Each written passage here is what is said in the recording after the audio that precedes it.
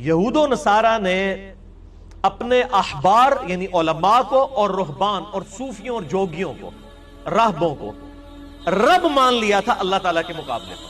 صلی اللہ علیہ وسلم نے عدی بن حاتم رضی اللہ تعالیٰ سے جب کہا کہ اپنے گلے سے وثن نکال پھینکو، اور اس کے بعد آپ آیت یہی پڑھ رہے تھے اتخذوا احبارهم ورهبانهم اربابا من دون اللہ، تو انہوں نے کہا کہ اللہ کے رسول ہم نے ان کو اپنا رب نہیں بنایا۔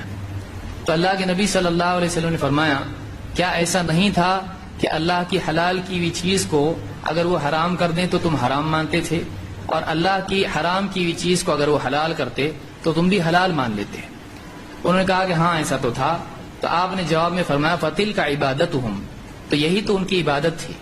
وعن عدي بن حاتم رضي الله تعالى عنه قال أتيت النبي صلى الله عليه وسلم وفي عنقي صليب من ذهب فقال يا عدي اطرح عنك هذا الوثن وسمعته يقرأ في سورة براءة اتخذوا أحبارهم ورهبانهم أربابا من دون الله فقال أما إنهم لم يكونوا يعبدونهم ولكنهم كانوا إذا أحلوا لهم شيئا استحلوا وإذا حرموا عليهم شيئا حرموا۔ رواه الترمذي في کتاب التفسیر۔ حضرت امام ترمذی شریف کتاب التفسیر کے اندر یہ روایت اس طرح ہے، راوی مشہور صحابی حضرت عدی بن حاتم ہے جو عیسائیت سے کنورٹڈ ہے۔ حضرت عدی بن حاتم فرماتے ہیں کہ میں نبی اکرم صلی اللہ علیہ وسلم کے پاس آیا اور میرے گلے میں سونے کی چین تھی، سونے کی سلیب، چین میں وہ سلیب سے لٹک رہی تھی۔ نبی اکرم صلی اللہ علیہ وسلم نے وہ سلیب دیکھی تو آپ نے فرمایا یا عدی اطرح عنک ھذا الوثن، اس بت کو اپنے گلے سے نکال دو۔ آپ نے اس سلیب کو، اس سونے کی کراس کو جو ان کے گلے میں لٹک رہی تھی، اس کو آپ نے بت کہا، بت۔ کہ انہوں نے اللہ کو چھوڑ کر اپنے عالموں اور اپنے درویشوں کو اپنا رب بنا لیا۔ یہ اتنی سی ایک آیت ہے۔ اس آیت کو سمجھنے کے لیے ہم نے عدی بن حاتم کی ایک روایت کو دیکھا کہ عدی بن حاتم کہتے ہیں کہ نبی اکرم صلی اللہ علیہ وآلہ وسلم اس آیت کی تفسیر فرما رہے تھے، تو عدی بن حاتم پہنچے وہاں پر، انہوں نے جا کے پوچھا کہ یا رسول اللہ اس کا کیا مطلب ہے کہ جو یہود و نصارہ ہیں انہوں نے اللہ کو چھوڑ کر اپنے علماء اور درویشوں کو اپنا رب بنا لیا تھا، جبکہ ہم نے تو کبھی درویشوں کو اور علماء کو اپنا رب نہیں بنایا۔ تو رسول اکرم صلی اللہ علیہ وآلہ وسلم نے فرمایا کہ وہ جس چیز کو حلال کہہ دیتے تھے، جو اللہ نے حرام کہی ہوتی تھی تو تم لوگ اس کو حلال مان لیا کرتے تھے، اور وہ اگر کسی چیز کو حرام کہہ دیا کرتے تھے اور اللہ نے اس کو حلال کیا ہوتا تھا تو تم اس کو حرام جان لیا کرتے تھے۔ تو یاد رکھو یہی رب بنانا ہے۔ تو اب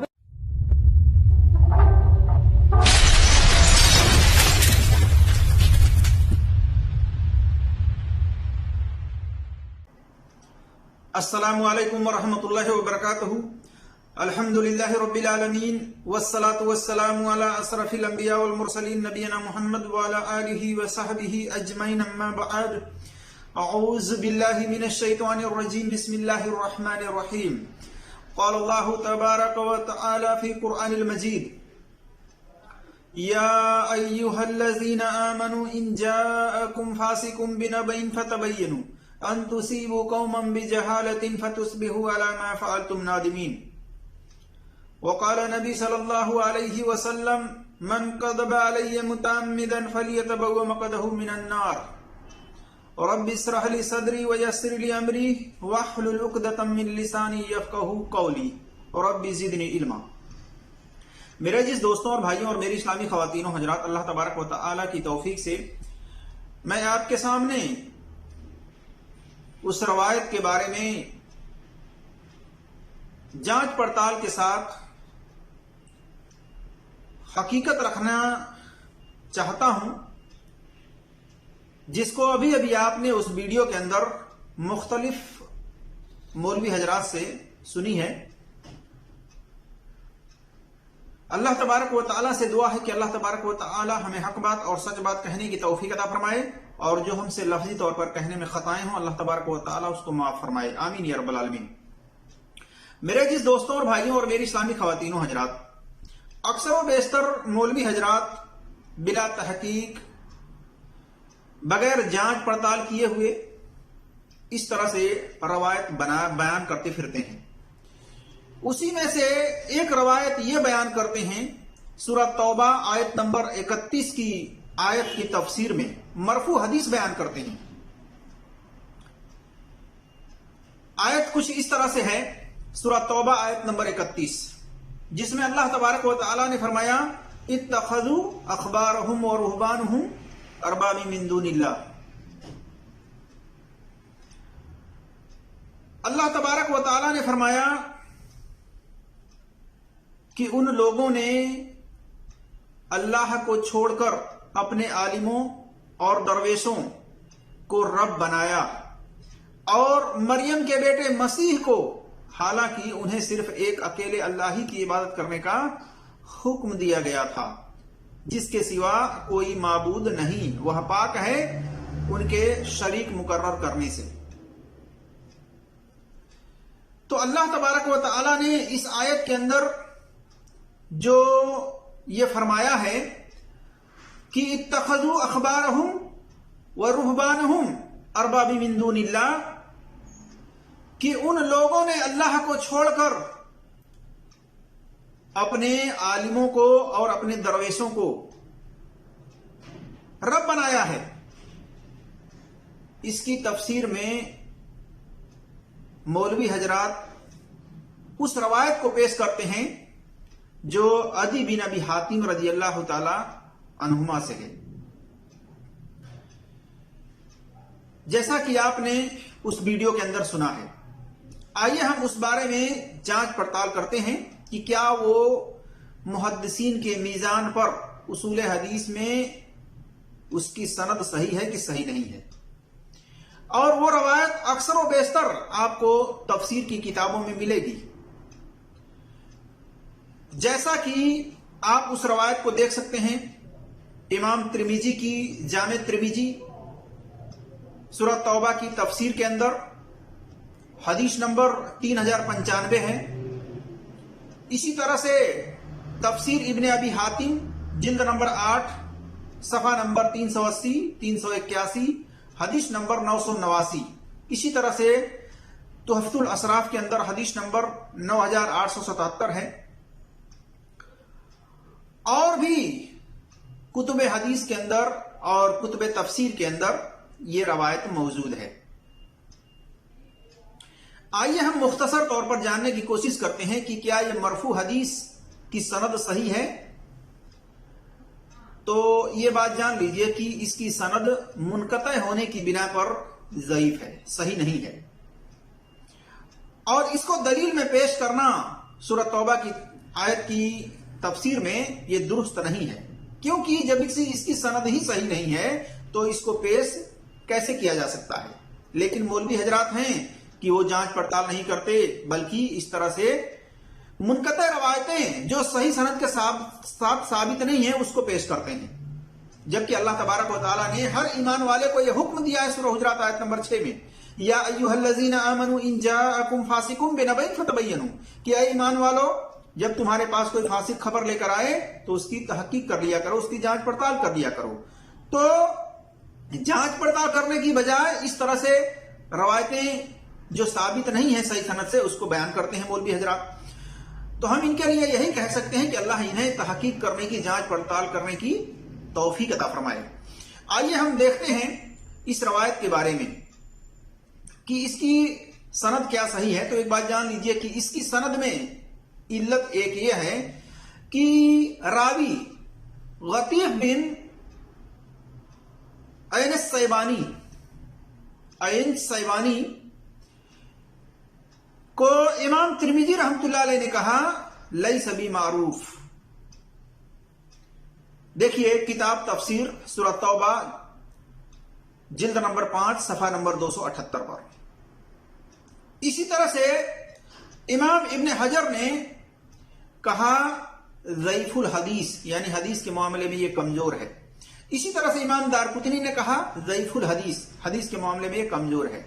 इसी तरह से इमाम ज़हबी ने कहा लईन बादहुम, कि बाद लोगों ने इसको लईनुल हदीस कहा है। देखिए अल-जोफा वल मतरूकीन दारकुतनी की, इमाम दारकुतनी की जिल्द नंबर 2 सफा नंबर 324 और नंबर है 430। इसी तरह से अल-जोफा वल मतरूकीन इब्नुल जौजी की जिल्द नंबर 2 सफा नंबर 247 और नंबर है 2686। दीवान अल-जोफा में जिल्द नंबर 1 सफा नंबर 316 और नंबर है 3333 پر دیکھ سکتے ہیں. اسی طرح سے میزان الاعتدال جلد نمبر 3 کے اندر نمبر ہے 6668. اسی طرح سے جلد نمبر 3 صفحہ نمبر 336 پر دیکھ سکتے ہیں. تہذیب التہذیب کے اندر جلد نمبر 3 صفحہ نمبر 134 اور جلد نمبر 8 صفحہ نمبر 251 میں دیکھ سکتے ہیں. اسی طرح سے تقریب میں جلد نمبر 2 صفحہ نمبر 106 میں دیکھ سکتے ہیں. پتہ چلا کہ اس کی سند میں راوی گطیف بن عین السیبانی کے ضعیف ہونے کی وجہ سے اس کی سند منقطع ہے، ضعیف ہے، صحیح نہیں ہے. اسی طرح سے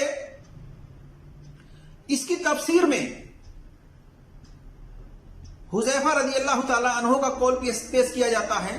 ان کے قول کی جو سند ہے وہ بھی ضعیف ہے، صحیح نہیں ہے.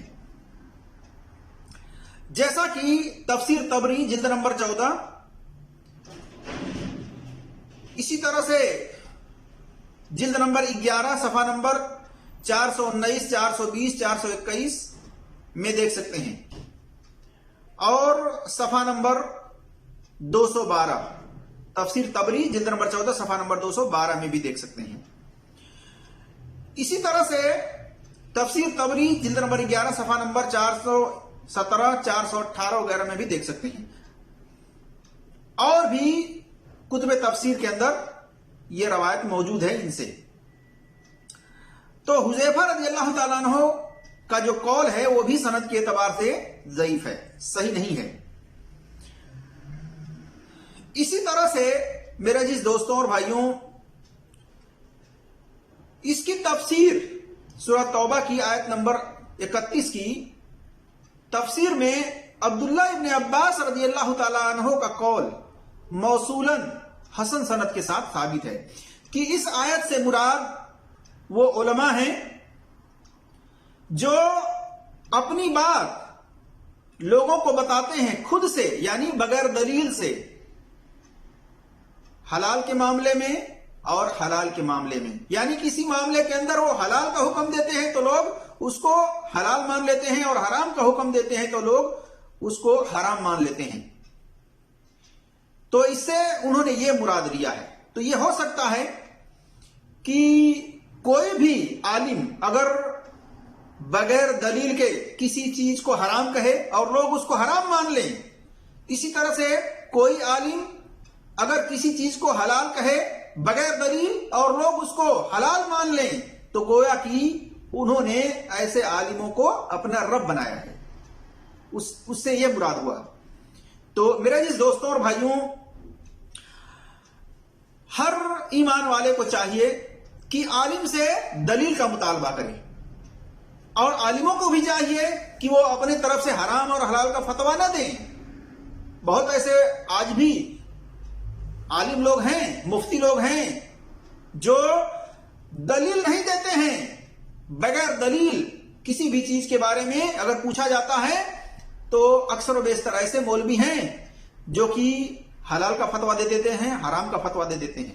جبکہ اللہ تبارک و تعالیٰ نے فرمایا فَاسْأَلُوا أَهْلَ الذِّكْرِ إِن كُنتُمْ لَا تَعْلَمُونَ، اور آگے فرمایا بِالْبَيِّنَاتِ وَالزُّبُورِ سورہ نحل آیت نمبر 43 سے 44، سورہ انبیاء آیت نمبر 7 میں، کہ تمہیں اگر کسی مسئلے کا علم نہ ہو تو اہل علم سے سوال کرو، اور اہل علم کو بھی چاہیے کہ وہ دلیل کے ساتھ جواب دیں، بلا دلیل نہیں بلکہ دلیل کے ساتھ جواب دیں، وہ بھی صحیح دلیل ہونی چاہیے.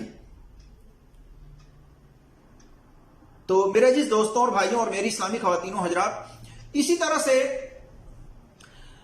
اس دور میں کون لوگ تھے جو لوگوں کو اس طرح کے فتویٰ دیا کرتے تھے حرام اور حلال کی؟ اس بارے میں نبی صلی اللہ علیہ وسلم سے جو حسن سند کے ساتھ ثابت ہے، حالانکہ اس پر بھی کلام ہے لیکن اس کو محدثین نے حسن قرار دیا ہے. جیسا کہ سلسلۃ الحدیث صحیحہ ہے، حدیث نمبر 3263 ہے، 3474 ہے. عدی بن حاتم کی ان کے بارے میں اس کے اندر پوری تفصیلات بتائی گئی ہے کہ کیسے انہوں نے اسلام قبول کیا. اس میں آپ صلی اللہ علیہ وسلم سے یہ بات ثابت ہے کہ سورہ فاتحہ کے اندر جو پڑھا جاتا ہے غیر المغضوب علیہم ولا الضالین، اس سے مراد کون لوگ ہیں؟ تو آپ صلی اللہ علیہ وسلم نے اس میں فرمایا کہ یہود پر اللہ کا غضب نازل ہو چکا ہے اور نصارہ گمراہ ہیں. تو پتہ چلا کہ یہود اور نصارہ ہیں جو کہ یہ لوگ کے اوپر اللہ تبارک و تعالیٰ کا غضب نازل ہوا، عذاب نازل ہوا، اور نصارہ پر اللہ تبارک و تعالیٰ نے گمراہیت تھوپ دی. یعنی یہ لوگ گمراہ ہوئے اپنے کرتوتوں سے، برے کرتوتوں کی بنا پر اللہ تبارک و تعالیٰ نے انہیں گمراہ کیا، کیونکہ یہ لوگ دلیل کو چھوڑ کر کے اپنی رائے اور قیاس سے حلال چیزوں کو حرام کرتے تھے اور حرام چیزوں کو حلال کرتے تھے. اس بنا پر تو میرے جس دوستوں اور بھائیوں اور میری اسلامی خواتین و حضرات، اللہ تبارک و تعالی نے ہر ایمان والے کو جانچ پڑتال کرنے کا حکم دیا ہے، لہذا ہمیں چاہیے کہ ہم جانچ پڑتال کریں، تحقیق کریں. اور اسی طرح سے یہ جو روایت ہے عدی بن حاتم رضی اللہ تعالیٰ عنہ کے تعلق سے کہ اسلام انہوں نے کیسے قبول کیا، اس بارے میں اور بھی حدیثیں ہیں. سنن ترمذی میں حدیث نمبر 2954 ہے. اسی طرح سے تو روایت مرفوع پیش کی جاتی ہے نبی صلی اللہ علیہ وسلم کے تعلق سے. تو یہ مرفوع حدیث سند کے اعتبار سے ضعیف ہے، صحیح نہیں ہے، جس کو مولوی حضرات بیان کرتے ہیں. اور اللہ کے رسول صلی اللہ علیہ وسلم کی طرف جھوٹی بات منسوب کرنا جو صحیح ثابت نہ ہو، جان بوجھ کر کے جو اس طرح سے جھوٹی بات منسوب کرتا ہے تو اس کے لیے وارننگ ہے. آپ صلی اللہ علیہ وسلم نے فرمایا من کذب علی متعمدا فلیتبوأ مقعدہ من النار، کہ جس نے جان بوجھ کر کے جھوٹی بات ایسی منسوب کی جس کو میں نے نہیں بیان کی ہے تو اس کو چاہیے کہ وہ اپنا ٹھکانہ جہنم میں بنا لے. تو میرے جس دوستوں اور بھائیوں، صحیح بخاری کے اندر حدیث نمبر 109 110 وغیرہ میں دیکھ سکتے ہیں، ہم تمام مسلمانوں کو چاہیے کہ کسی بھی مفتی مولوی کی بات ہو اس کی تحقیق کریں، اس سے سوال کریں، اس کی اصلاح کریں. اللہ تبارک و تعالیٰ سے دعا ہے کہ اللہ تبارک و تعالیٰ ہم تمام مسلمانوں کو قرآن اور صحیح حدیث پر عمل کرنے کی توفیق عطا فرمائے اور ہر ایک کو تحقیق کرنے کی توفیق عطا فرمائے. آمین یا رب العالمین. السلام علیکم ورحمۃ اللہ.